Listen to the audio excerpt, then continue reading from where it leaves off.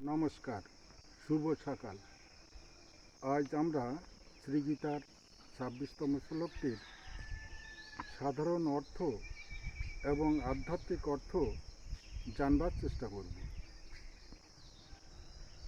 ওম নমো ভগবতে বাসুদেবায়। ওম নমো ভগবতে বাসুদেবায়। ওম নমো ভগবতে বাসুদেবায়। জয় গুরু, জয় গুরু, জয় গুরু। সাধারণ অর্থ: অতঃপর অর্জুন সেখানে সকল পক্ষের পিতৃগণ,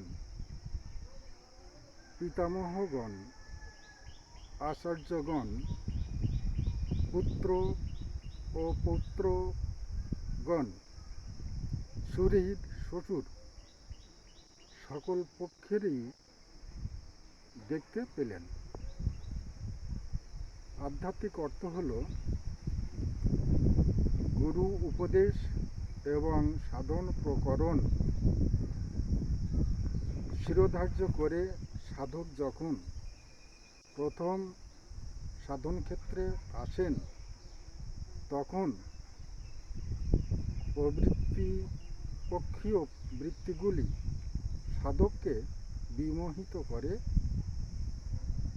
কিন্তু ধৈর্য, স্থৈর্য, সহিষ্ণুতা এই ত্রয়ী শক্তিকে আশ্রয় করে সাধক যখন সাধনে কৃতসংকল্প হয় এবং সাধনের এক বিশেষ স্তরে সাধক দেখতে পায় তার এই শরীরে অনেকগুলি সহজ নাড়ি আছে, যার মধ্যে থেকে মন ও বুদ্ধি বিবিধ তরঙ্গ, বৃত্তি তরঙ্গ উপস্থিত করতে থাকে। প্রাচীন শারীরবিদ এবং ভগবৎপ্রেমী ঋষিগণ এইসব বৃত্তিগুলিকে রূপকের ছলে সাংসারিক সম্পর্কগুলিকে ব্যক্ত করার চেষ্টা করেছেন। নমস্কার, আজ এই পর্যন্ত।